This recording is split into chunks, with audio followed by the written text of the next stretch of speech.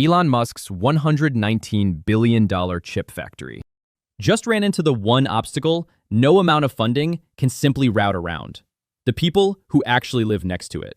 I've been following Terafab since the number first broke, and reporting that landed only hours ago says rural Texas residents are now demanding an actual say in how the build-out moves forward. Landing in the same week Intel quietly deepened its own AI infrastructure ties with Google, just days after joining the Terafab project in the first place. If you thought this story was just about how big the factory is, today it's about who actually gets a vote in building it. So in this video, I'm not walking you through what Terafab is or how much it costs again. That ground's already covered. Today, I'm digging into the community resistance actually forming on the ground in Texas, what Intel's latest moves around Google suggest about how stable the Terafab coalition really is, and why both of these threads point to the same underlying tension, one that has nothing to do with chips and everything to do with how fast this industry is trying to move. Let's start with the residents, because their objections are the newest part of this story. Here's why this angle matters now specifically, rather than 3 months ago when Terafab first made headlines. Mega projects like this tend to get covered twice. Once when the number and the ambition get announced, and once much later, when the actual costs of building something that size start landing on the people and companies closest to it. The first wave of coverage was about scale. This is the second wave, the one about consequences. And it's a genuinely different story even though the name attached to it hasn't changed. What Texas residents are actually saying. According to reporting from Business Insider Africa published only hours before this video, residents in the rural Texas communities surrounding the Terafab build-out are organizing to demand a formal say in how the project moves forward, rather than treating its approval as a done deal handed down from outside investors and state officials. The specific complaints center on the kind of concerns that show up whenever a mega-scale industrial project lands in a small community fast. Water usage tied to the cooling demands of massive data center and chip fabrication operations, strain on the local power grid, and a general sense that decisions with permanent consequences for their land are being made without meaningful local input. Take this seriously, rather than dismissing it as routine, not in my backyard resistance, because the underlying concerns are concrete and checkable, not vague. Chip fabrication and the AI compute build-out around it are genuinely water and power-intensive processes, and rural Texas grids weren't originally engineered with a project of this scale in mind. That doesn't mean the project is doomed.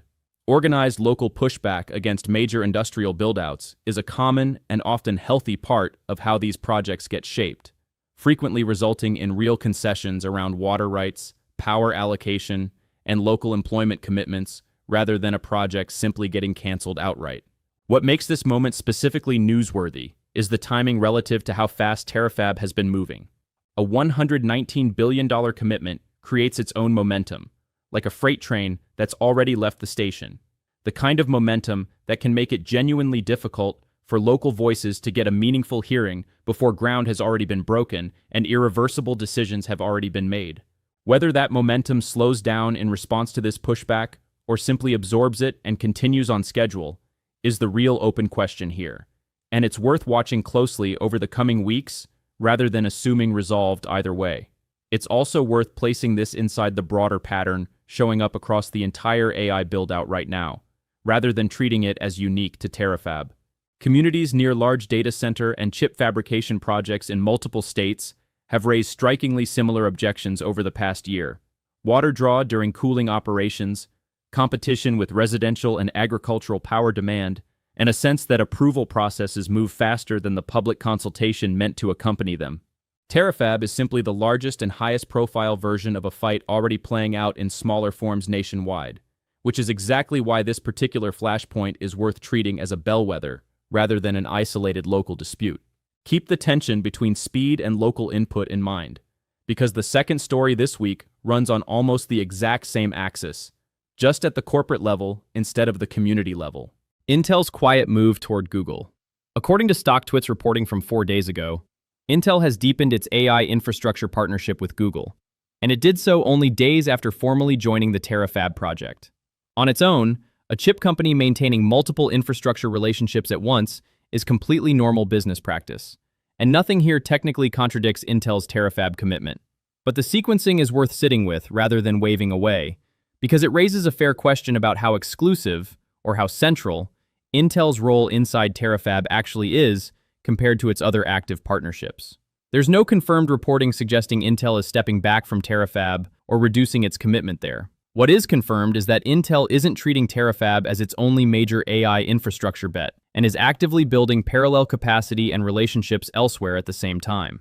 That's a meaningfully different claim than Intel abandoning Terafab, and it would be dishonest to frame it as a bigger story than the facts currently support. But it does suggest that even the companies with capital already committed to Terafab are hedging their exposure rather than going all in on a single mega project. A rational, fairly ordinary posture for a company Intel's size to take. Put those two stories side by side and a pattern starts to form. On the ground in Texas, the people closest to the physical footprint of Terafab are pushing for more say in how it unfolds. At the corporate level, one of its own named partners is quietly diversifying its bets rather than committing everything to this single project. Neither of these facts individually threatens Terafab. Together, they paint a picture of a project moving fast enough that both its neighbors and its own partners are each trying to carve out more control over their own exposure to it.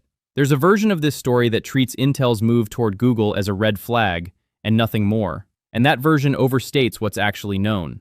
Large chip companies routinely run several major infrastructure partnerships in parallel, and Intel maintaining a relationship with Google isn't automatically a signal about its confidence in Terafab specifically. The more honest read is narrower than that. It shows Intel isn't structuring its business around Terafab as a singular bet, which is a normal, low-risk posture for a company at Intel's scale with existing obligations across the industry, not a hidden signal of doubt about the project itself. The limitations. Nobody's putting in the thumbnail. Here's the honest gap in this story worth naming directly.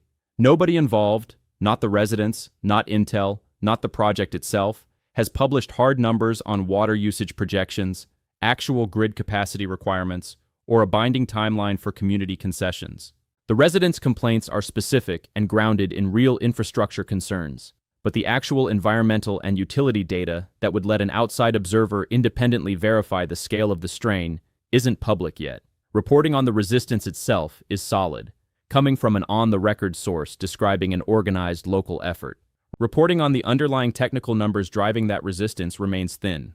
Similarly, on the Intel side, there's no confirmed breakdown of how Intel is actually splitting resources, capital, or engineering attention between its Terafab commitment and its deepened Google partnership. The StockTwits reporting establishes that both relationships exist, and that the Google move came shortly after the Terafab join, but it doesn't establish anything about relative priority or resource allocation between the two. Treating this as proof that Intel is quietly walking away from Terafab would be exactly the kind of overreach this channel tries to avoid. The honest label here is a pattern worth watching, not a confirmed conclusion. That doesn't mean either thread is manufactured or overstated in the reporting that exists. It means the full picture: water tables, grid capacity studies, actual partnership terms, isn't public, and anyone claiming certainty about how this resolves in either direction is filling in real gaps with assumption rather than evidence.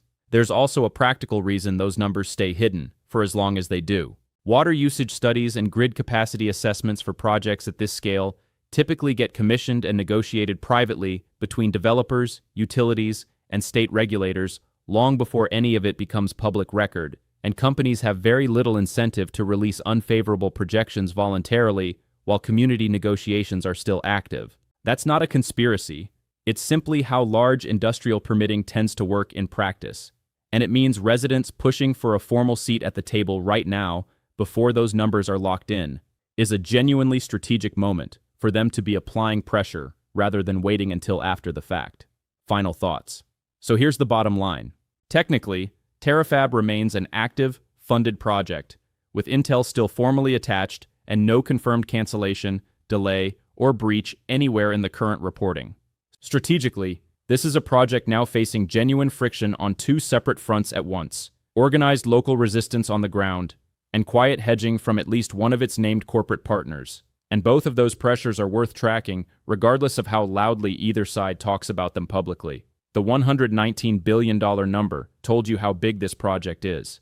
It never told you whether the people living next to it or the companies attached to it would stay fully aligned once the actual costs, water, power, and risk started landing on real communities and real balance sheets. If you want the moment either of these threads actually resolves, Whether Texas residents win real concessions or Intel's commitment to Terafab either deepens or quietly fades, that's exactly the kind of follow-up story this channel is built to catch early, so make sure you're subscribed before the next update lands. Drop a comment and let me know. Do you think local pushback like this actually slows down a project this size? Or does the money involved make that kind of resistance mostly symbolic in the end? Thanks for watching, and I'll see you in the next one.